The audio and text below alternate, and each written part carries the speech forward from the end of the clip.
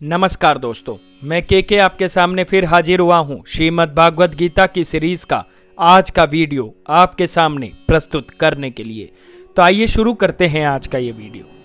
दोस्तों, कल तक हमने बात की थी श्रीमद् भागवत गीता के अध्याय नंबर 1 के श्लोक नंबर 40 तक की विस्तृत व्याख्या के बारे में हमने पूर्णतः चर्चा कर डाली थी। आइए लिए चलते हैं आपको अध्याय नंबर 1 के श्लोक नंबर 41 से विस्तृत व्याख्या। 41 श्लोक। अधर्म की प्रबलता के साथ हे कृष्ण, कुल की स्त्रियां दूषित हो जाती है और स्त्रियों के दुराचारिणी होने से हे वृष्णिवंशी अवांछित संतानें जन्म ले लेती है। आइए इसकी विस्तृत व्याख्या जान लेते हैं।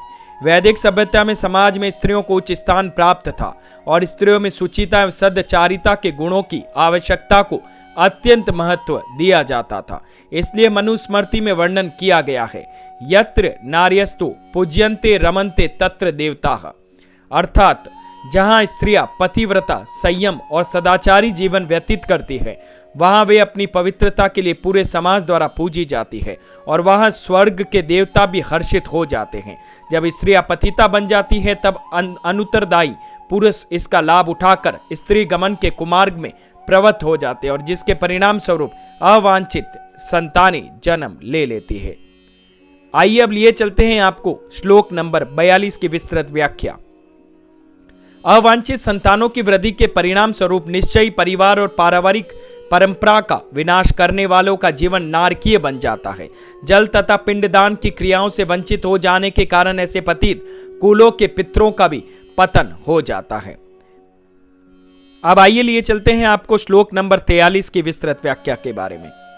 अपने दुष्कर्मों से कुल परंपरा का विनाश करने वाले दुराचारियों के कारण समाज में अवांछित संतानों की वृद्धि होती है और विविध प्रकार की सामुदायिक और परिवार कल्याण की गतिविधियों का भी विनाश हो जाता है। इसकी विस्तृत व्याख्या भी समझ लेते हैं।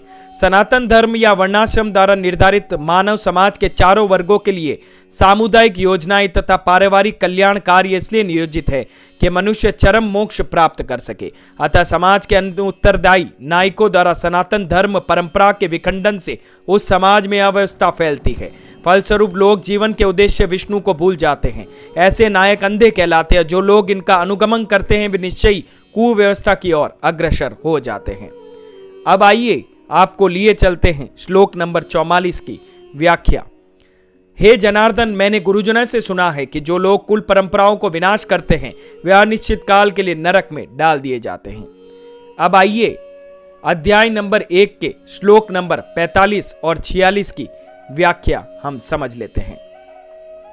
ओ, कितने आश्चर्य की बात है कि हम मानसिक रूप से इस महापाप जन्य कर्म करने के लिए उद्यत है। राज सुख भोगने की इच्छा के प्रयोजन से हम अपने वंशजों का वध करना चाहते हैं।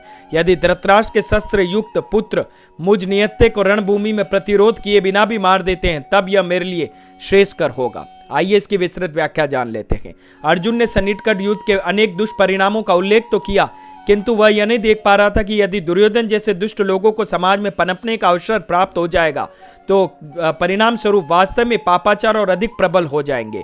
वह अपना आश्चर्य प्रकट करने के लिए अहो शब्द का प्रयोग करता है। बद शब्द का अर्थ भयंकर परिणामों से है। अर्जुन कह रहा है कि यह कितना आश्चर्यजनक है कि हमने युद्ध करने का निर्णय लेकर पाप कार्य किया, जबकि हम उसके दुष्परिणामों को भली भांति जानते हैं। जैसा कि प्राय यह होता है कि लोग अपने स्वयं की भूल को देखने में असमर्थ होते हैं और इसके लिए स्वयं की अपेक्षा परिस्थितियों और अन्य लोगों को उत्तरदायी ठहराते हैं। इस प्रकार से अर्जुन ने यह अनुभव किया कि धृतराष्ट्र के पुत्र लोभ से प्रेरित थे, किंतु वह इस और ध्यान नहीं दे सका जिसकी संवेदना से बड़े उदार लोकातीत मनोभाव नहीं है, अपितु स्वयं को देह मानने की अज्ञानता और सांसारिक आसक्ति पर आधारित है। अर्जुन के सभी तर्क वितर्कों की उलझन यह थी कि वह अपने शारीरिक मोह, हृदय और दुर्बलता और कर्तव्य पालन की विमुखता के कारण उत्पन्न हुए अपने मोह को न्यायोचित ठहराने के लिए इनका प्रयोग कर रहा था। अब आगे आने वाले अध्यायों में भगवान श्री कृष्ण यह स्पष्ट करेंगे कि अर्जुन के तर्क अनुचित क्यों हैं। तो दोस्तों, कैसा लगा मेरा आज का यह वीडियो? कल हम जानेंगे आगे के श्लोकों के बारे में विस्तृत व्याख्या। तब तक हमसे जुड़े रहिएगा और हमारी ये सीरीज श्रीमद् भागवत गीता की आपको कैसी लग रही है हमें प्लीज कमेंट सेक्शन में जरूर बताइएगा। और हाँ, हमारा ये चैनल के सब जानता है, आपको कैसा लगता है प्लीज हमें लाइक शेयर सब्सक्राइब करना ना भूले। धन्यवाद।